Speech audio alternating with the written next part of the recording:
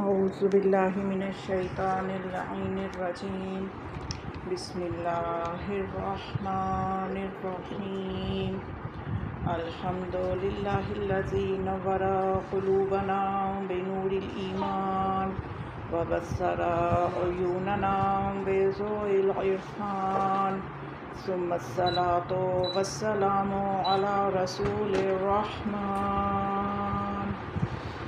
صلوات اللهم صل على محمد وعلى محمد وجل فرجه ثم الصلاة والسلام على قاضي دينه ومنفذ أحكامه ومروج الإيمان اللهم صل على محمد وعلى محمد وجل ثم الصلاة والسلام على باقي الأئمة الذين هم أمناء الرحمن بالخصوص على سيدنا ومولانا صاحب العصر والزمان صلوات اللهم صل على محمد وعلى محمد ولعنة الدائمة على أعدائهم أجمعين من يومنا هذا إلى يوم الدين بسم الله الرحمن الرحيم قال الإمام عليه السلام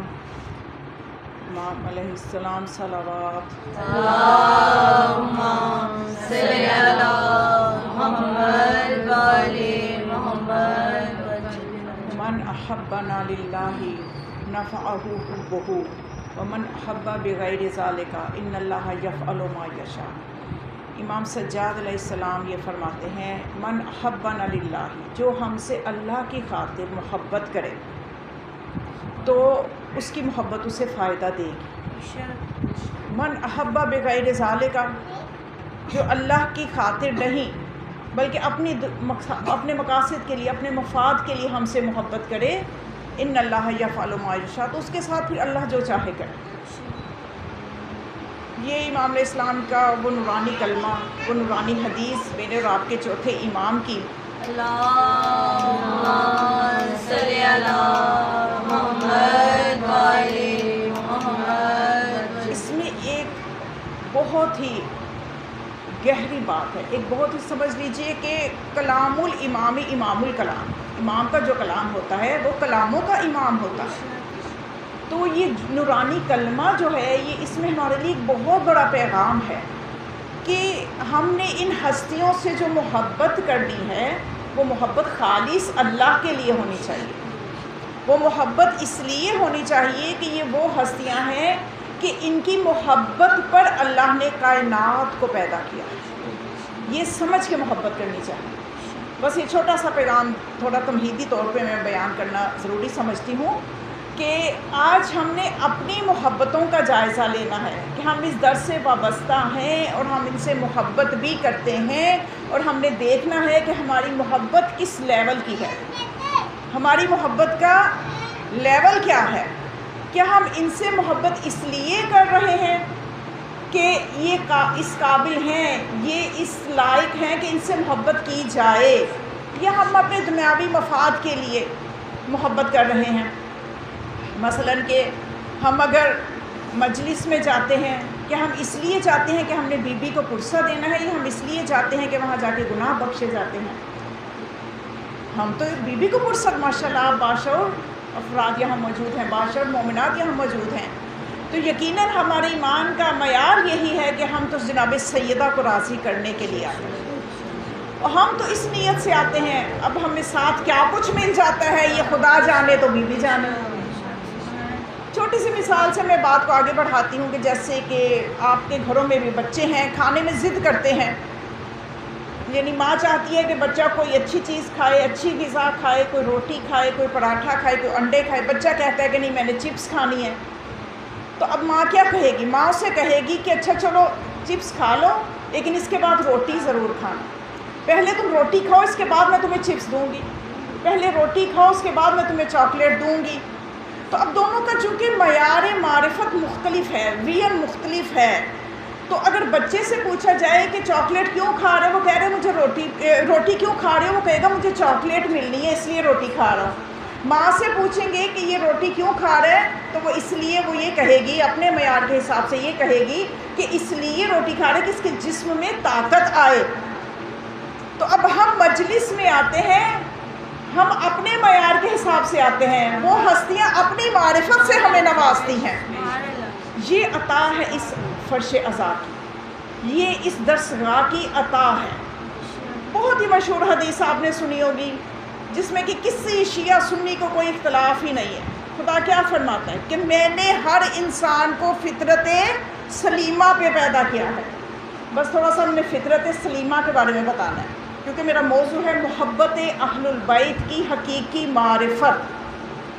تھوڑا سا ہم نے اس محبت کو آج سمجھنا ہے۔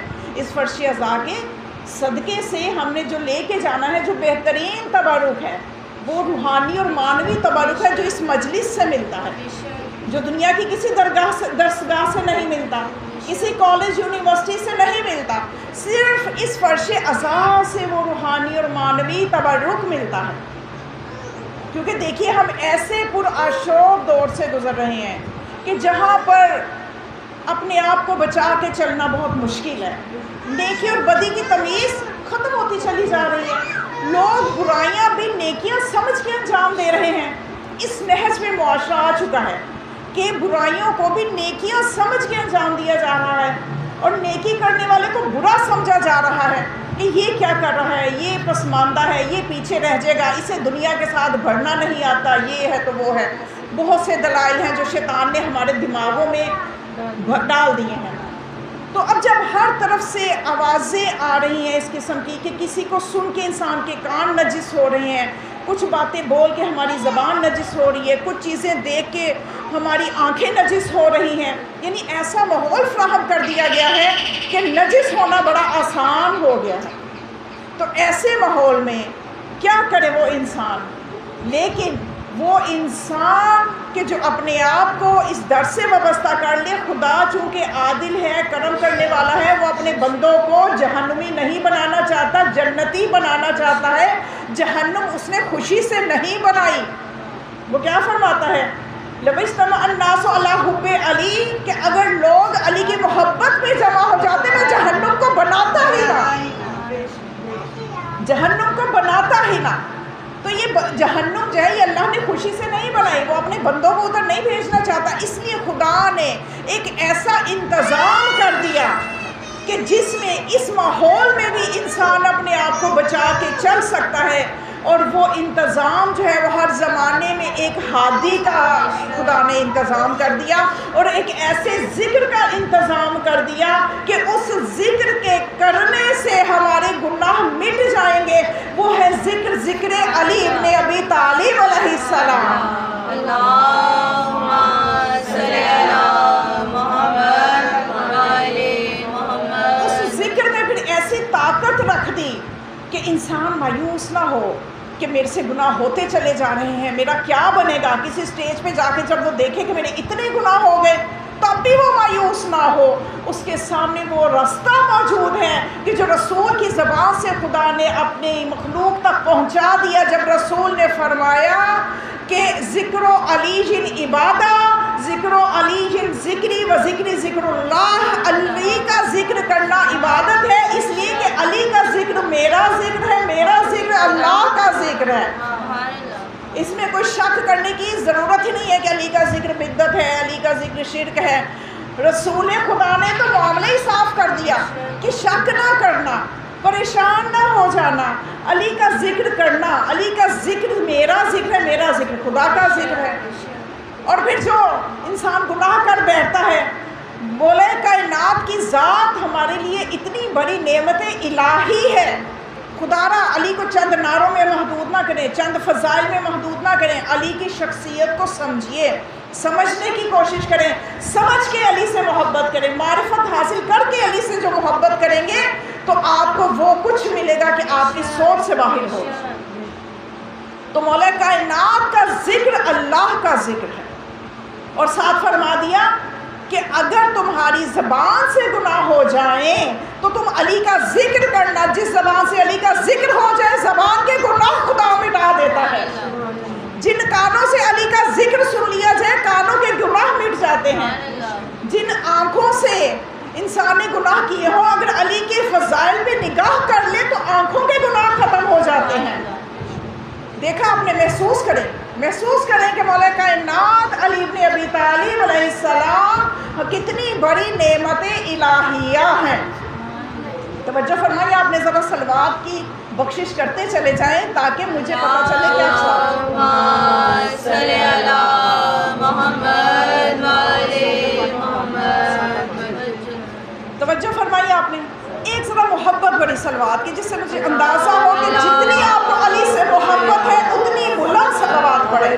اللہم صلی علی محمد وعلی محمد۔ تو وہ حدیث میں نے ذکر کی تھی کہ اس حدیث میں کسی مسلمان کو شک نہیں ہے کہ نبی کریم نے کیا فرمایا کہ میں نے اپنی مخلوق کو فطرت سلیمہ میں پیدا کیا ہے۔ فطرت سلیمہ کیا ہے اس کے زیادہ بحث میں نہیں جاؤں گی، صرف میں آپ کو خلاصتاً بتاؤں کہ میں نے جو اب تک ریسرچ کی کہ فطرت سلیمہ جو ہے کہ جس فطرت پہ اللہ نے پیدا کیا ہے وہ فطرت سلیمہ جو ہے وہ محبت محمد و آل محمد علیہ السلام ہے۔ اللہم صلی علی محمد وعلی محمد۔ اللہ اکبر، رسالت یا رسول اللہ، حیدری یا علی، یا علی، یا علی، محمد والے محمد صلوات۔ اللہم صلی علی محمد وعلی محمد۔ اب میں بغیر دلیل کے تو نہیں گزر جاؤں گی۔ اگر میں نے کہا کہ وہ فطرت سلیمہ محبت محمد و آل محمد علیہ السلام ہے تو اس کے لیے ہمارے پاس جو بہترین دلیل ہے وہ حدیث قصہ ہے۔ حدیث قصہ یہ وہ حدیث کہ جو مکتب تشیع سے زیادہ مکتب اہل سنت میں نقل ہو کے آئی ہے۔ ان کے ہاں 41 طریقوں سے نقل ہو کے آئی ہے۔ مکتب تشیع میں 41 طریقوں سے نقل ہو کے نہیں آئی، لیکن یہ اپنی اپنی قسمت ہے کہ کوئی کتنا فائدہ اٹھا لے، کوئی کتنی برکتیں حاصل کر لے۔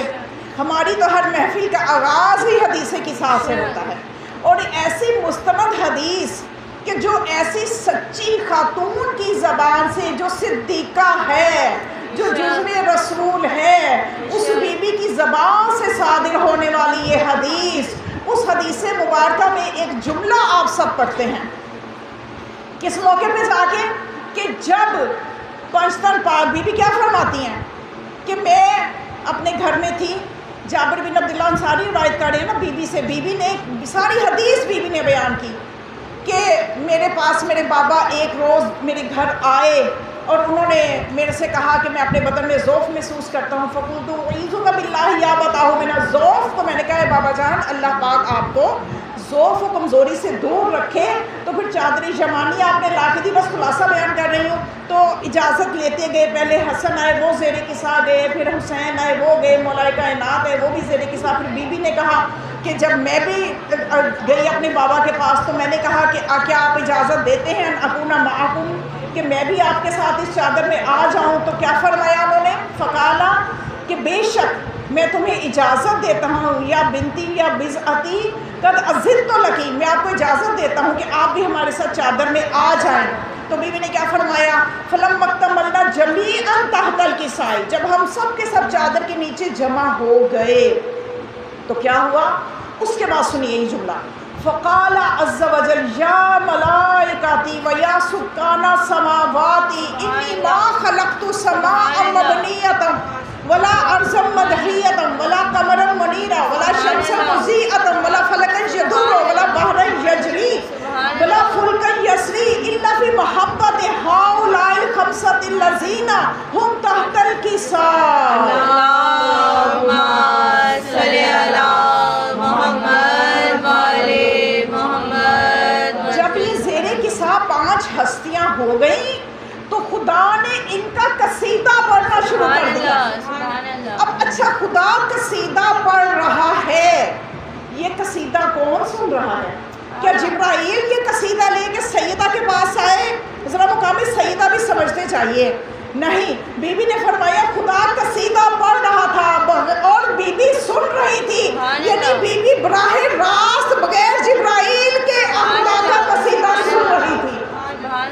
وسیلہ جبرائیل کے بغیر خدا کا کلام سن رہی تھی. یہ مقام سیدہ ہے عظمت کہ خدا نے زہرا سلام اللہ علیہا بلند سے بلند تر صلوات. اللہم صلی علی محمد وعلی محمد. دنیا والوں نے تو ان کو پہچانا نہیں ہے نا، لیکن نبی کریم فرماتے ہیں کہ میرے اہل البیت جو ہیں یہ دنیا سے زیادہ اہل آسمان والے ان سے زیادہ محبت کرتے ہیں. ان کی شہرت آسمانوں میں دنیا سے زیادہ ہے. یعنی آسمانوں پر ایک باقاعدہ نظام قائم ہے کہ خدا نے آواز دے کے کہا یا ملائکتی، اے میرے فرشتوں. اور اس کا مطلب جب خدا نے کہا یا سکانہ سماواتی، اے آسمانوں پہ رہنے والوں، یعنی اس کا مطلب فرشتوں کے علاوہ اور بھی مخلوقات وہاں پہ ہیں. اے آسمانوں کے ساکن، اے میرے فرشتوں سن لو، میں نے یہ دنیا پیدا ہی نہیں کی. نہ میں نے چاند کو روشن کیا، نہ سورج کو روشن کیا، نہ میں نے کشتیوں کو چلایا، نہ میں نے زمین بنائی، نہ آسمان بنائے. میں نے کچھ بھی نہیں کیا. جو بھی کیا ان پانچوں کی محبت میں کیا. تو سمجھ میں آیا کہ یہ جو محبت ہے یہ پوری دنیا کی حرکت اس محبت کی وجہ سے ہے. پوری دنیا جو حرکت میں ہے، پوری کائنات جو سانس لے رہی ہے، پورا نظام کائنات جو ہے، یہ جو سورج نکلتا ہے، یہ جو چاند نکلتا ہے، یہ جو ستارے چمک رہے ہیں، یہ جو ہوائیں چل رہی ہیں، یہ جو دریا بہہ رہے ہیں، یہ جو موسم آتے جاتے ہیں، یہ جتنی بھی کائنات سانس لے رہی ہے یہ پشتن پاک کی محبت میں لے رہی ہے. یہ ہے وہ محبت کہ جس محبت میں اللہ نے اس دنیا کو پیدا کیا ہے. اگر یہ محبت آل محمد نہ ہوتی یہ دنیا بے جان تھی، بے روح تھی. اس کائنات کی روح کا نام محبت آل محمد ہے. اسی لیے اسی محبت کو نبی کریم نے اجر کے طور پر اپنی امت سے مانگا. قرآن گواہ ہے کہ جس وقت نبی کریم طائف سے تبلیغ کرنے جاتے تھے، مختلف جگہ پہ جب تبلیغ کرنے جاتے تھے،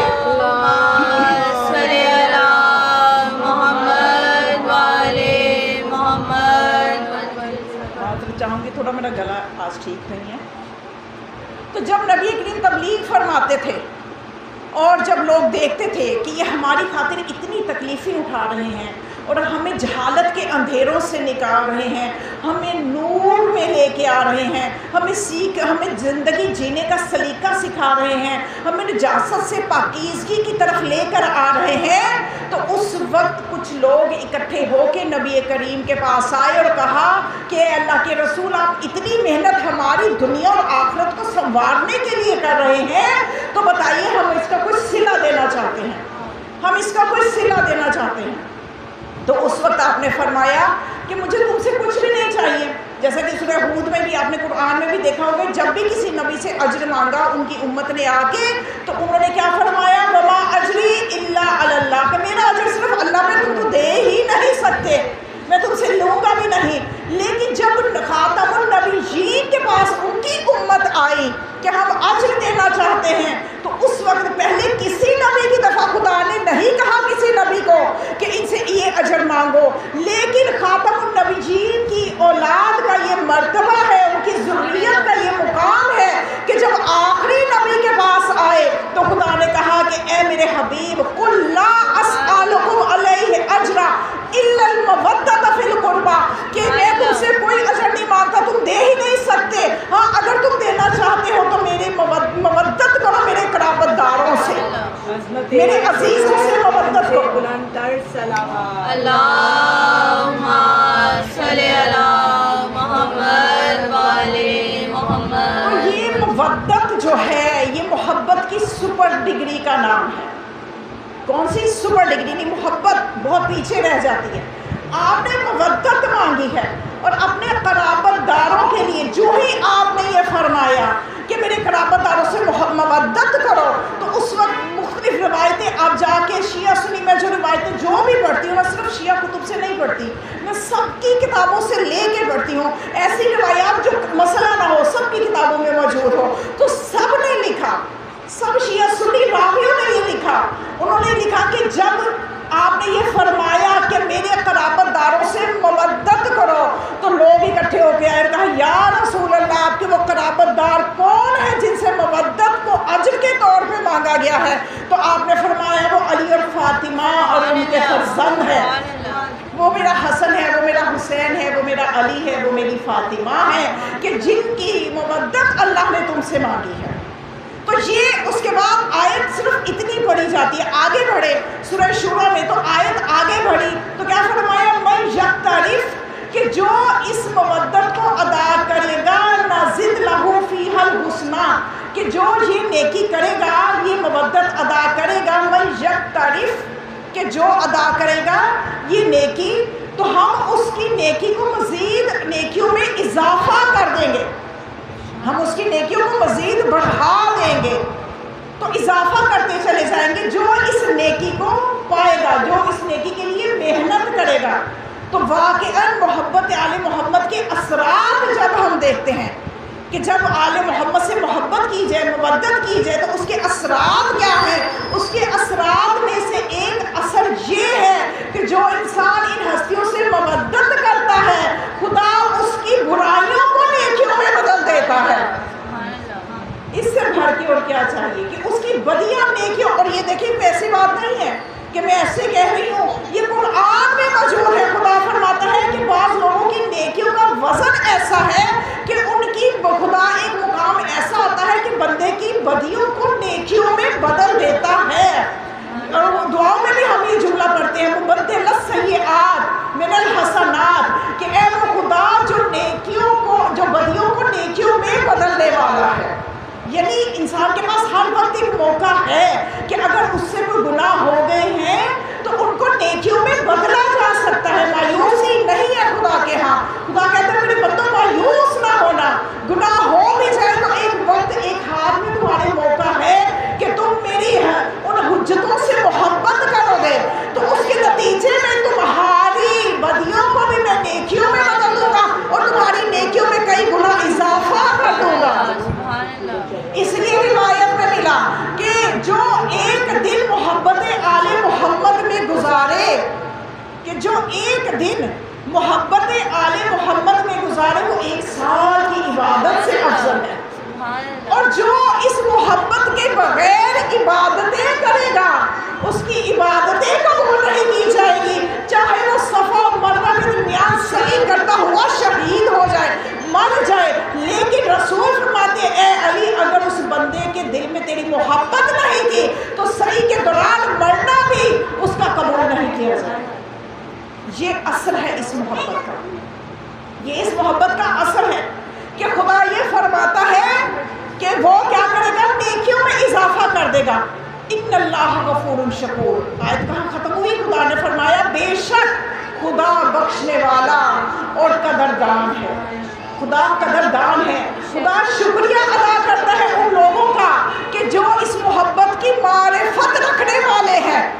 یہ میں نہیں کہہ رہی، قرآن کہہ رہا ہے کہ خدا غفور شکور ہے، کہ جو ان ہستیوں کی قدردانی کرنے والے ہیں۔ غفور کا کیا مطلب ہے؟ غفور کا مطلب آپ نے سنا، بخشنے والا، لیکن لغت میں جا کے دیکھیے، غفور اس ڈھال کو کہتے ہیں جو انسان کو نقصان سے بچاتی ہے۔ یعنی خدا اس بندے کے لیے جو آل محمد کی محبت دل میں رکھتا ہے، اس کے لیے ڈھال بنا دیتا ہے، اس کے لیے ڈھال بن جاتا ہے کہ وہ گناہ، وہ برائیاں اس کو جہنم سے بچا لے۔ خدا چھپا لیتا ہے، پردہ ڈال دیتا ہے اس کے گناہوں میں۔ اور ایک ہم ہیں، ہم کیا کرتے ہیں؟ ہم یہ کرتے ہیں کہ ہم چڑ چڑ کے ایک دوسرے کی برائیاں پکڑتے ہیں اور پھر وائرل کر دیتے ہیں۔ تو ماشاءاللہ سے دور ایسا آ گیا کہ برائیوں کو وائرل کرنا بڑا آسان ہو گیا۔ ابھی پچھلے دنوں شاید آپ نے بھی سنی ہو، ظاہر ایک چیز جب وائرل ہوتی ہے، ذرا ایک بیدار سے صلوات پڑھیں، اللہم صلی علی محمد وعلی محمد۔ کہ ایک کوئی تھے صاحب منبر، خطیب، عالم، کسی سے فیس طے کر رہے تھے پھول، تو اب تو ریکارڈ ہو جاتی ہے نا کال، کسی نے کیا کیا کہ اس کال کو ریکارڈ کیا، وائرل کر دیا، دیکھیے جی فلاں صاحب فیس طے کر رہے ہیں، لاکھوں میں بات ہو رہی ہے، ڈیلنگ ہو رہی ہے، بیچا جا رہا ہے خون حسین۔ کیا کیا ظلم نہیں ہم کر رہے ذکر حسین کے ساتھ، بہت ظلم ہو رہا ہے، ہم صرف محسوس نہیں کر رہے، غافل ہیں، سوئے ہوئے ہیں، بس اسی طرح ہم کہہ رہے چل رہا ہے نا نظام زندگی، چلتا جائے، بس چلا رہے ہیں ہمیں جس طرح سے بیدار ہونے کی ضرورت ہے وہ ہو نہیں رہی ہے، بیداری ہو نہیں پا رہی۔ اچھا بہرحال میں مقصد پہ آتی ہوں، اس کال کو وائرل کر دیا، تو اب وہ تو چلو ٹھیک ہے ڈیلنگ کر رہے، وہ تو گناہ گار ہے، لیکن یہ صاحب جنہوں نے ریکارڈ کیا اور اس کے گناہ کو مزید پھیلایا، یہ کیا بڑے بندہ مومن ہے؟ یہ اس سے بڑا گناہ گار ہے۔ مزید ایک واقعے سے آپ کو سمجھاؤں کہ ہم کس طرح سے معاملات کو خراب کرتے ہیں۔ ایک واقعہ آپ سب کو ملتا ہے، آپ نے ٹیکسٹ کی کتابوں میں بھی بچیوں نے پڑھا ہے اسلامیات میں، کہ ایک جو خلیفہ دوم ہیں ان کی خوبی بڑے شوق سے کتابوں میں لکھی ہوئی ہے کہ وہ راتوں کو گشت کیا کرتے تھے، کان لگا لگا کے لوگوں کی باتیں سنتے تھے تاکہ میں ان کے مسئلے حل کر سکوں۔ بھئی ہم تو ان کو مانتے ہیں نا خدا کی حجت، ہم تو امام ان کو مانتے ہیں کہ جن کو بات بھی نہ بتاؤ تو آپ کی بات سن لیں، جو دلوں کی باتیں جانتے ہیں اور جو کان لگا کے جاسوسیاں کرتے ہیں، ہم ان کو نہیں مانتے امام، ہم ان کو مانتے ہیں۔ میں اس امام کا قائل ہوں جس کی محفل سے میرے سوال سے پہلے میرا جواب آیا، ہم تو ان کو حجت خدا مانتے ہیں۔ تو اب یہ صاحب جو ہے یہ کیا کر رہے تھے، یہ گشت کر رہے تھے، یہ حضرت گشت کر رہے تھے۔ یہ واقعہ جو ہے یہ خود ان کی اپنی کتابوں میں لکھا ہوا ہے۔ اچھا اب ایک جگہ انہوں نے سنا کہ ایک بندہ گانا گا رہا ہے، جاسوسی کی کان لگائے، پتہ چلا گانا گایا جا رہا ہے، رات کا وقت ہے گانا گا رہا ہے۔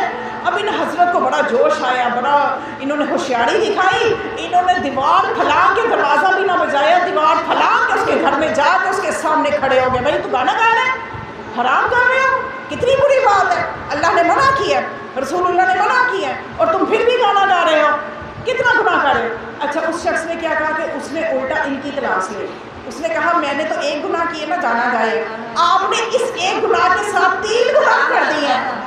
ایک تو خدا فرماتا ہے وَآتُوا الْبُیُوتَ بِأَبْوَابِہَا، کہ گھروں میں دروازوں سے آؤ، آپ دیوار پھلانگ کے آ رہے ہیں، پہلا گناہ۔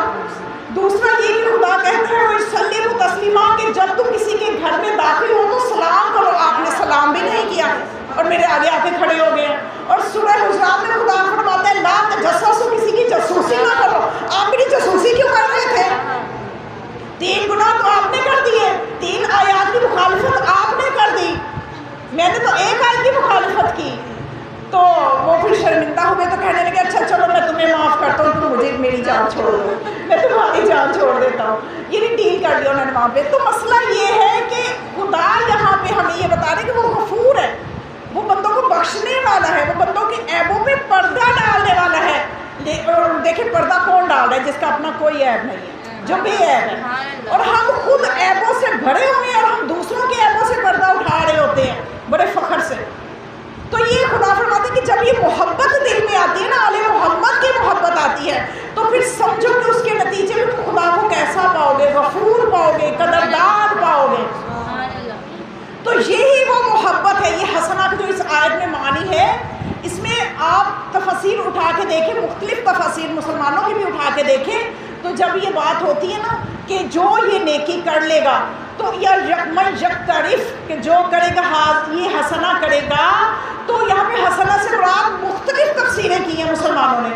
کسی نے کہہ دیا یہاں پہ حسنہ سے مراد جو ہے یہ انسان کی نمازیں ہیں، یہاں پہ حسنہ سے مراد انسان کی نیکیاں ہیں، لیکن جب ہم تفسیر آل محمد کی طرف رجوع کرتے ہیں تو ہمیں آل محمد کی جو ہم حالات زندگی دیکھتے ہیں تو اس میں بھی جگہ جگہ آل محمد یہ بتاتے نظر آتے ہیں کہ یہاں پہ جو نیکی مراد لی جا رہی ہے اس آیت میں، اس سے نیکی ہم آل محمد کی محبت ہے، اور اس میں جو اجر رسالت مانگا جا رہا ہے وہ ہم آل محمد کے لیے مانگا جا رہا ہے۔ کوفہ میں جب مولا کائنات کی شہادت ہوئی تو مولا حسن علیہ السلام جب منبر میں آئے، اپنا تعارف کروایا، تو لوگوں کو بیدار کرنے کے لیے آپ نے یہی آیت جو ہے اجر رسالت والی آیت کی تلاوت کی اور لوگوں سے کہا کہ تم لوگ کیوں نہیں ہمیں پہچان رہے کہ ہم وہ نیکی ہیں کہ جس کا اجر تمہیں اللہ نے، ہم تم سے اجر کی صورت میں جو نیکی نیکی مانگی ہے وہ ہماری محبت ہے، ہم ہیں وہ حسنہ۔ اور جو دعائے قنوت میں پڑھا جاتا ہے ربنا آتنا فی ہذہ الدنیا حسنہ وفی الآخرۃ حسنہ، تو مولا فرماتے ہیں کہ دنیا کی نیکی، یہاں پہ حسنہ سے مراد جو دنیا میں حسنہ مانگا جا رہا ہے وہ ہماری محبت ہے، جو آخرت میں مانگا جا رہا ہے وہ بھی ہماری محبت اور شفاعت مانگی جا رہی ہے۔ یہ ہے وہ قنوت جو ہم کرتے ہیں، اس میں حسنہ سے مراد یہ ہے۔ اور ساری دنیا کی دھڑکن جو ہے محبت آل محمد ہے۔ ہم جب بچے کو فروعات دین جب وہ مدرسے میں جاتے ہیں اور پڑھاتے ہیں تو ان فروعات دین میں آخر میں ہے تولا اور تبرع۔ شروع میں کون کون سے ہیں؟ 10 فروعات دین ہے نا، نماز، روزہ، حج، زکوٰۃ، خمس، اور آخر میں تولا اور تبرع۔ یہاں پہ آ کے اگر ہم یہ سوچیں کہ جب یہ ساری عبادات کی قبولیت کی شرط تو تولا ہے، اس کو آخر میں رکھا ہے، تو اس لیے آج ہم بچوں کو صحیح ترتیب کے ساتھ جب بتاتے نہیں ہیں، جس کی اہمیت پہلے اسے پہلے لے کے آؤ، جس کی اہمیت بعد میں اس کو بعد میں لے کے آؤ۔ نماز کب قبول ہوگی؟ جب تولا ہوگا، تبرع ہوگا۔ روزہ کب قبول ہوگا؟ تولا تبرع کے ساتھ ہوگا۔ جہاد، حج، خمس، اگر تولا نہ ہو تو عبادتیں قبول نہیں ہیں۔ کیونکہ جب امام باقر علیہ السلام سے پوچھا گیا تھا اللہم صلی علی محمد وعلی محمد، پوچھا گیا تھا کہ اسلام کی بنیاد کن چیزوں پہ ہے، تو امام نے فرمایا تھا کہ نماز، روزہ، جہاد اور ہماری محبت۔ تو اس نے پوچھا کہ ان میں چاروں میں سب سے اہم کیا ہے، تو آپ نے فرمایا ہماری محبت۔ کیونکہ جب ہماری محبت ہوگی تو حج قبول ہوگا، ہماری محبت ہوگی تو نماز قبول ہوگی۔ تو آج اس لیے بچے الجھے ہوئے ہیں، ان کو الجھاؤ میں ہم نے خود ڈالا ہے۔ اگر بچہ نماز نہیں پڑھتا تو ہم کہتے ہیں مجلس میں کیوں جا رہے ہو، نماز نہیں پڑھتے تمہاری مجلس قبول نہیں ہے۔ اگر بچہ مجلس میں جاتا ہے، اگر بچہ نماز پڑھتا ہے مجلس میں سستی کرتے نہیں جاتا، تمہاری تو نماز ہی قبول نہیں ہے، تم تو مجلس میں نہیں جاتے۔ ہم اسے کنفیوز کر دیتے ہیں، وہ کہتے ہیں نہ نماز ضروری ہے نہ مجلس، چھوڑو یہ سب کچھ ہی چھوڑو، وہ کنفیوز ہو کے تیسری طرف چل پڑتا ہے۔ حالانکہ اس کا ایک طریقہ یہ بھی ہو سکتا ہے کہ ہم بچے سے کہیں بیٹا آپ نماز پڑھ رہے ہو، مجلس میں نہیں جاتے، نماز تو ماشاءاللہ بڑی اچھی بات ہے، یہ تو آپ کی قبول ہے کیونکہ آپ کے دل میں محبت تو ہے نا، ٹھیک ہے مجلس میں نہیں جا رہے، اگر آپ جاؤ گے نا تو مزید اجر ملے گا۔ یہ نہ کہیں کہ یہ بس گئی نماز گئی، تمہاری تو نماز ہی نہیں قبول۔ ہم بہت بڑے بڑے فتوے دے کے اپنے بچوں کو خود خراب کرتے ہیں۔ تو یہ وہ چیز ہے کہ ہمیں اس محبت کو سمجھنا ہے کہ آل محمد کی محبت میں اگر یہ دنیا جمع ہو جاتی تو سب سے بڑی جو دنیا کی جو حرکت ہے وہ اسی محبت میں ہی دنیا حرکت کر رہی ہے۔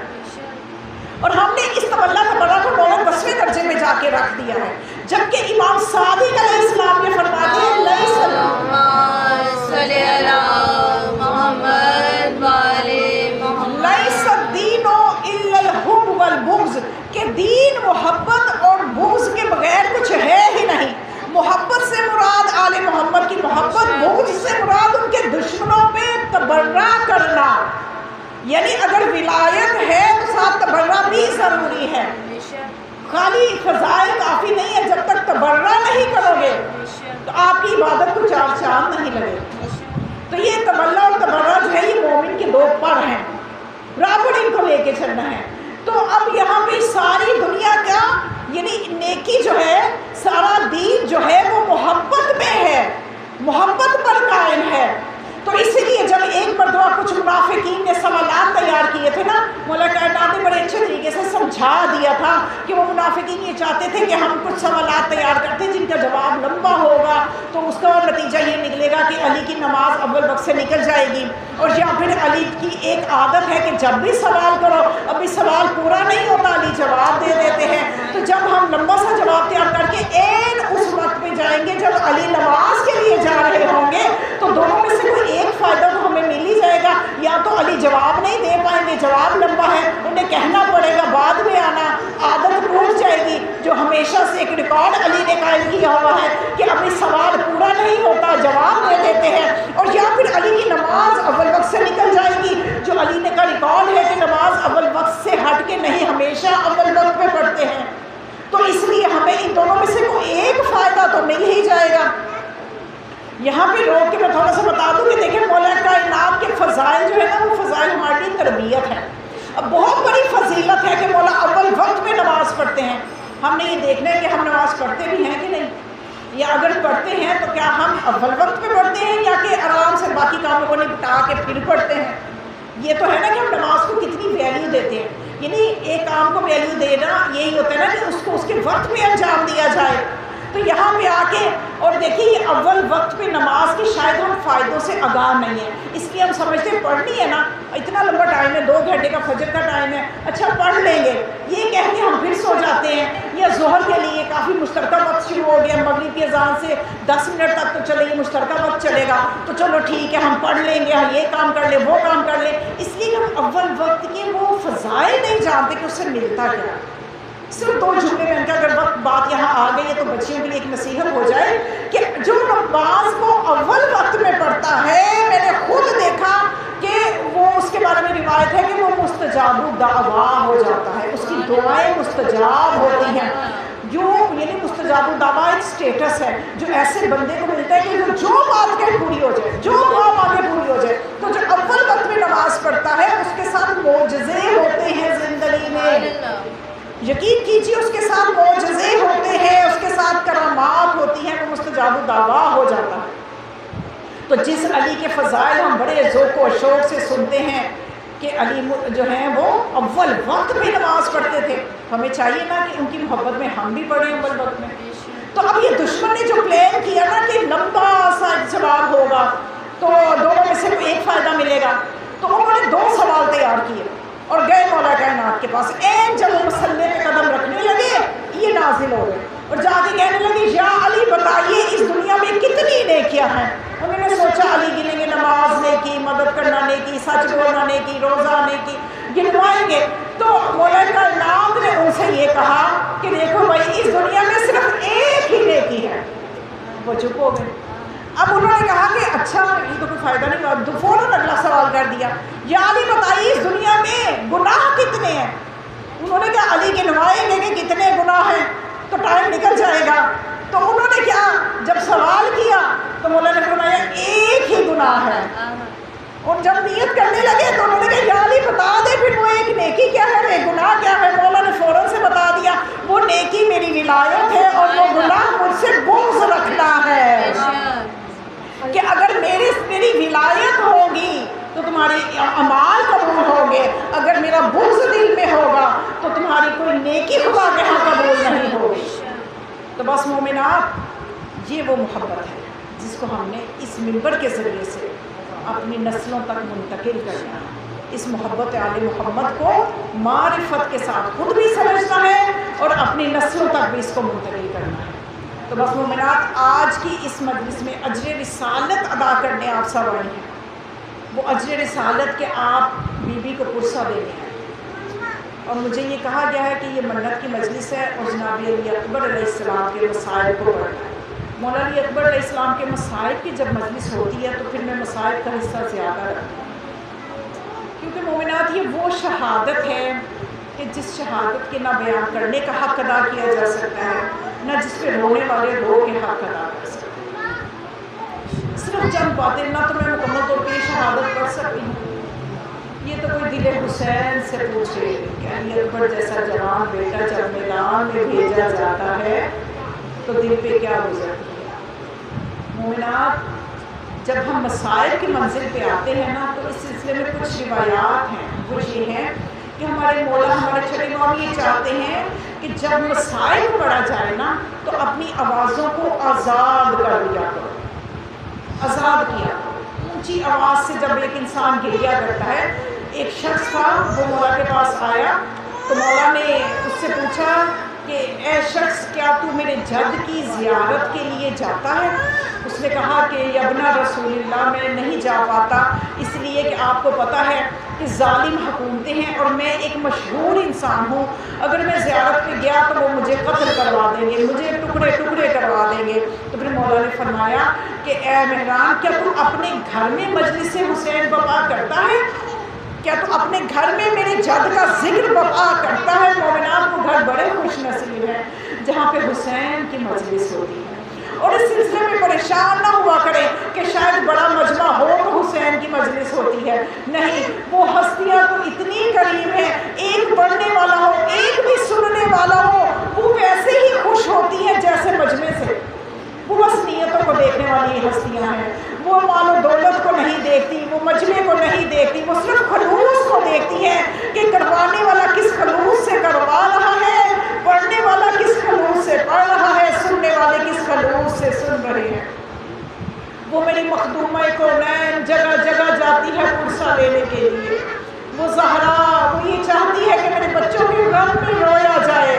وہ مظلومہ بی بی کہ جس کو نہ زندگی میں لوگوں نے چین لینے دیا، عالم جوانی میں بڑھاپے میں منتقل کر دیا، وہ بی بی اس کو دنیا سے جانے کے بعد بھی قبر میں سکون نہیں ہے، جگہ جگہ جاتی ہے پرسہ لینے کے لیے۔ تو مولا نے پھر اپنے اس صحابی سے کہا کہ کیا تو اپنے گھر میں مجلس رکھتا ہے؟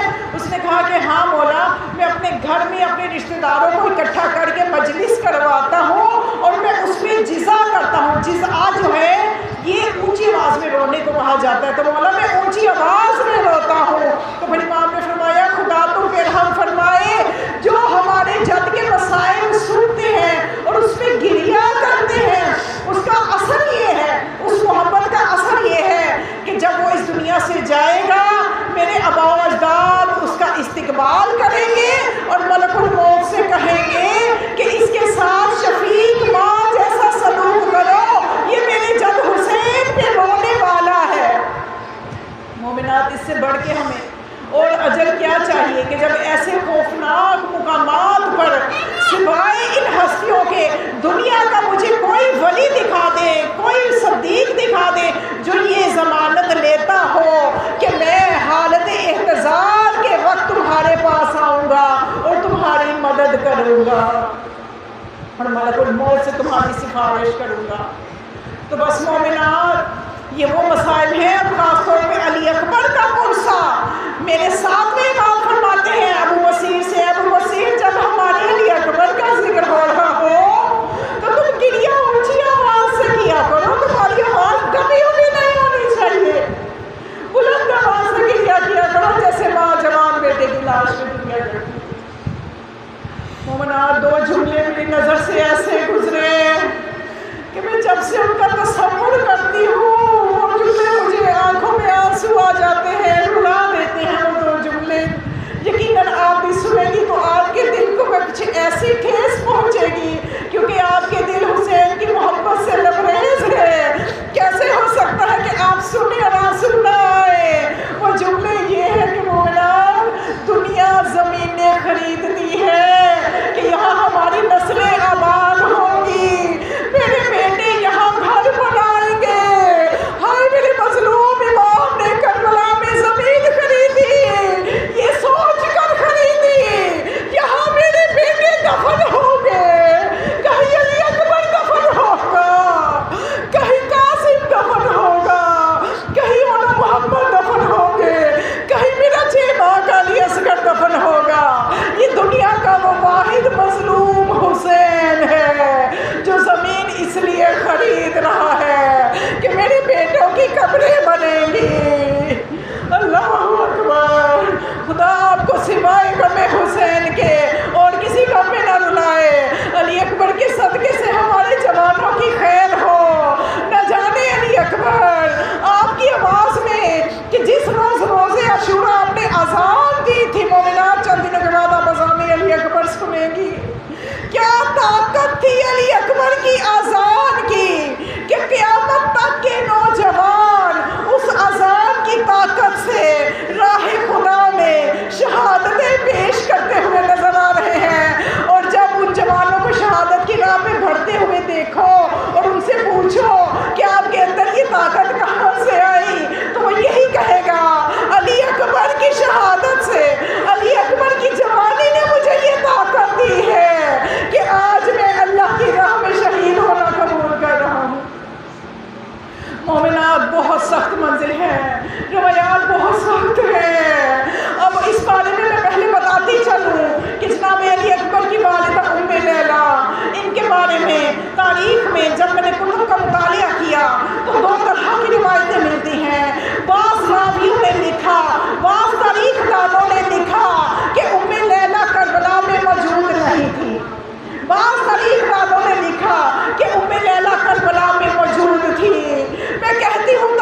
والوں کو رہنے دیں، ام لیلا وہاں پہ موجود تھی یا نہیں تھی، لیکن اس بات پہ سارے تاریخ دان متفق ہیں کہ کربلا میں علی اکبر کی پیدا کرنے والی ماں موجود تھی یا نہیں تھی، لیکن اس بات پہ سب متفق ہیں کہ علی اکبر کی پالنے والی ماں زینب کربلا کے میدان میں موجود تھی۔